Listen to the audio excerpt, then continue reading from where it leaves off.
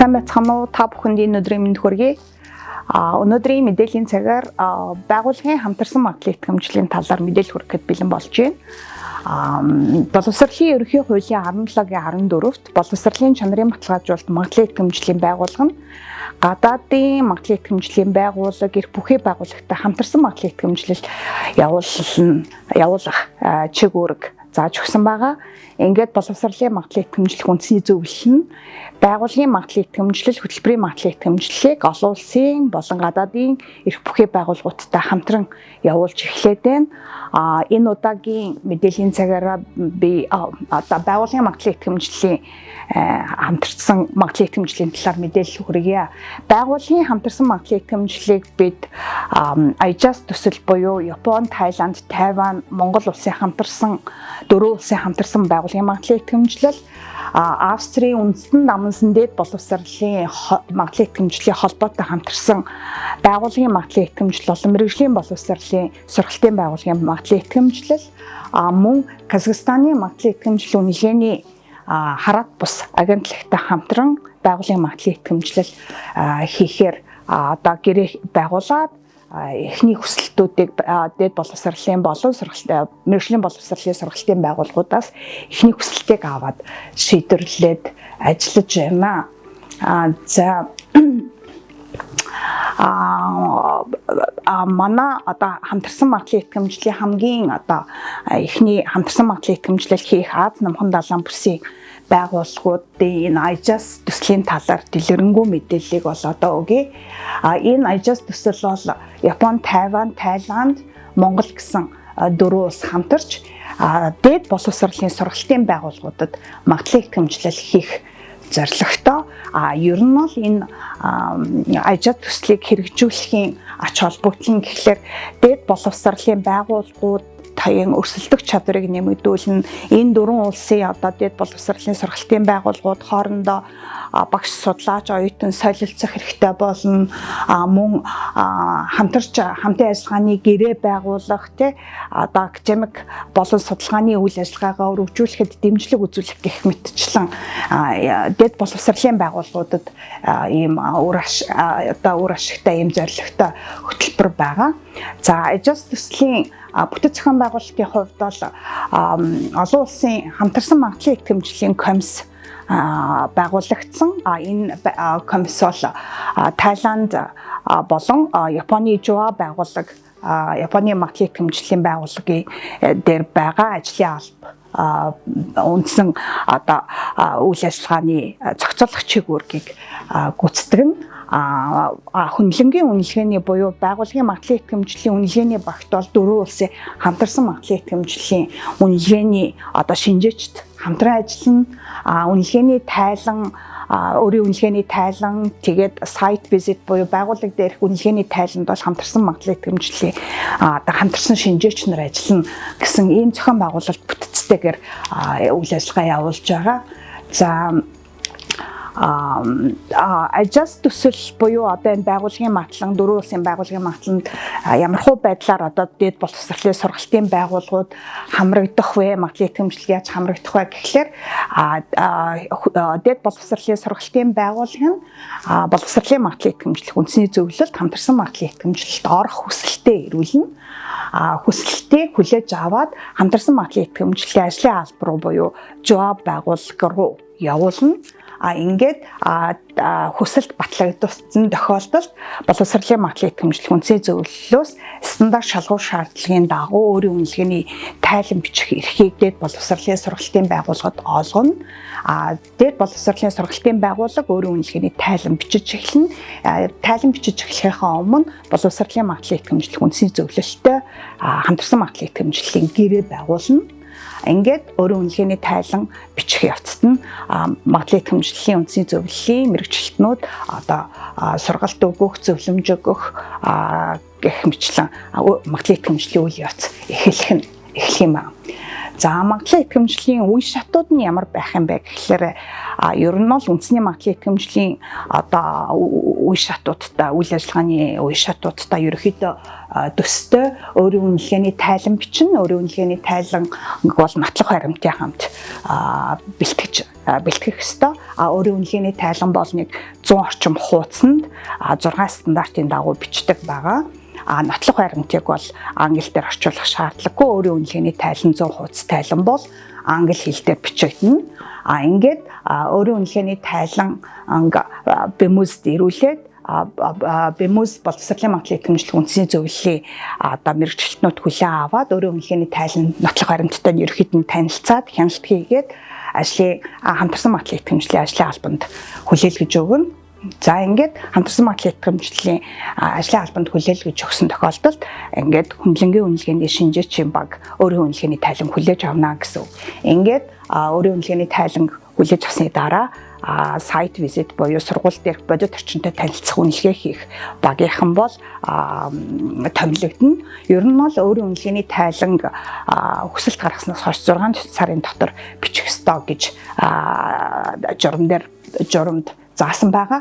6 сарын дараа өөрөөр хэлбэл 6 сард хүсэлтээ өгсөн одоо байгууллага бол 12 сард шинжээчийн баг томилогдох нэ гэсэн одоо хугацаатай гэсэн үг. Ингээд нотлох баримттай танилцах одоо шинжээчийн баг сургууль дээр ажиллана гэсэн үг. За ингээд магадлал итгэмжлэлийн үе шат юм байгаа.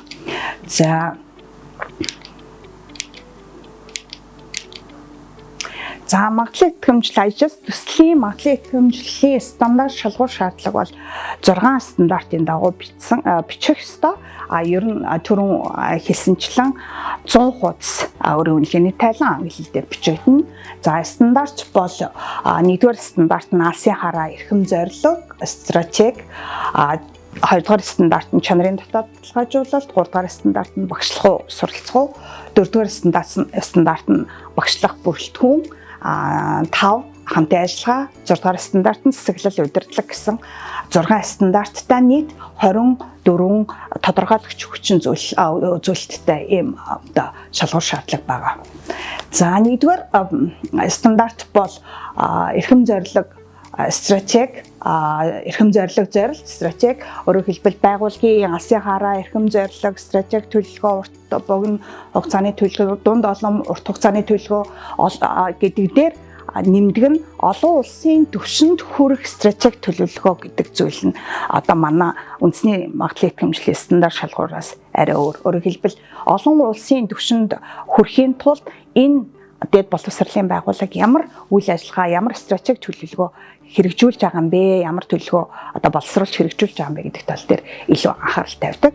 Стандарт 2 бол дотоод чанарын баталгаажуулалт. Дотоод чанарын баталгаажуулалт бол үндсэндээ дүрм, журам, тогтолцоо. За тэгээд чанарын дотоод баталгаажуулалтын систем тухайн дэд боловсролын байгууллагт бүрдсэн эсэх эсвэл тэр чанарын дотоод баталгаажуулалтын талаар олон нийтэд мэдээлэл түгээдэг хяналт үнэлгээний механизм байгаа эсэх өөрөөр хэлбэл PDCA циклийг ерөнхийдөө шалгадаг шалгуур стандарт гэсэн.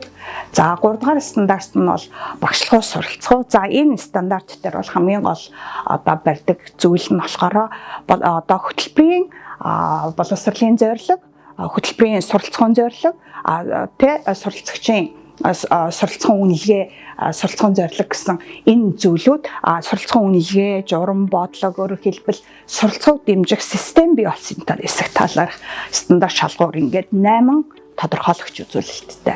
За стандарт 4 болохоор ерөнхийдөө багшлах бүрэлдэхүүнтэй холбоотой багшийн түгээн одоо тархаан байршуулалт нэг багшид оногдох одоо хичээлийн тоо эсвэл нь одоо багшийн хөгжлийн бодлого эсвэл одоо багшийн одоо цагийн ачаалал те судалгаа эсвэл академик одоо нөгөө хичээл заахад хэдэн цагийн одоо цагийн ачаалттай авдаг эсвэл судалгааны хэдэн цагийн ачаалттай авдаг нөгөө багш маань сонгон шалралтанд ордгийн юм уу багш одоо дэвшүүлэх, идэвхжүүлэх, урамшуулах ямар тогтолцоо байдгийг тэгээд тухайн сургуульд одоо байгаа нийт одоо лекц уншдаг багш одоо юу гэдгийг те нийт багш эсвэл нь одоо энгийн багш эсвэл нь одоо дид профессор ч юм уу эсвэл нь туслах профессор эсвэл профессорын орон тоон дээр багш мөн мэрэгжлийн болон одоо нөгөө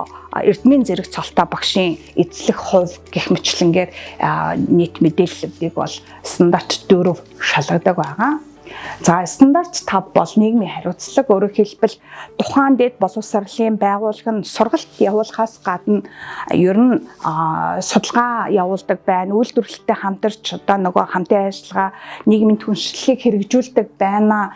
Ингээд судалгааны одоо орчин бүрдүүлсэн байна. Тэр нь нийгмийн одоо хөгжилд, нийгмийн эдийн засгийн хөгжилд ямар нэгэн хэмжээгээр хувь нэмэр оруулдаг байна гэдэг энэ зүйлийг бол энэ стандарт шалгуур шаардлага бол шаарддаг байгаа. За стандарт 6 бол засаглал. За засаглал удирдлагын бодлого тогтолцоо, удирдлагын манлайлал, ер нь бол манлайлалын бодлого хэрэгжилдэг гэсэн ийм зүйлүүд дээр ингээд 6 стандарт шалгуурын дагуу байгууллагын материалын итгэмжил явуулдаг байгаа. За ер нь өөрийн үнэлгээний тайлан ингээд 6 стандартынхаа дагуу бичин өөрийн үнэлгээний тайланд тавигдах шаардлага нь бол хамгийн гол нь одоогийн нөхцөл байдал нь ямар байна вэ? Өвөрмөц онцлог нь энэ тухайн сургуулийн өвөрмөц онцлог одоо бусад дэд боловсролын байгууллагуудаас ялгарах онцлог нь юу юм бэ? Сайн дуршлаг нь юу юм бэ гэдгийг тавихаас гадна энэ дэд боловсролын байгууллагт ямар асуудал хүндрэл бэрхшээл тулгараад байгаа юм бэ?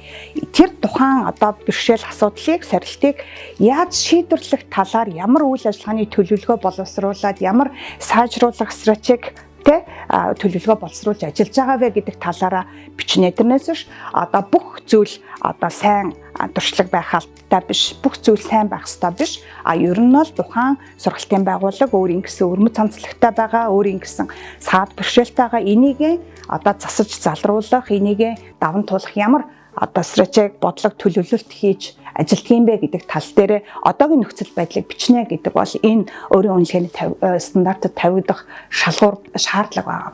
За ингээд нийт одоо 6 стандартын дагуу өөрийн үнэлгээний тайлан болон одоо нөгөө сургууль дээрх бодит орчны үнэлгээний ерөнхий үнэлгээ нөгөө шинжээчин баг маань үнэлгээ хийгээд нийт 5 оноогоор үнэлдэг. Хангалтгүй эсвэл сайжруулалт хэрэгтэй, шаардлагатай, сайн, маш сайн, гот сайн буюу тэр байгууллага нь энэ 6 стандарт шалгуур шаардлагыг бол бүрэн хангасан, алсын хараа эрхэм зорилготой бүрэн хүрсэн гүйцэтгэлээрээ бусад дэд боловсролын сургалтын байгууллагуудаас эрс ялгаатай үнэхээр сайн байна гэдэг ийм байдлаар 5 онооны шкалаар үнэлгээ явуулдаг байгаа.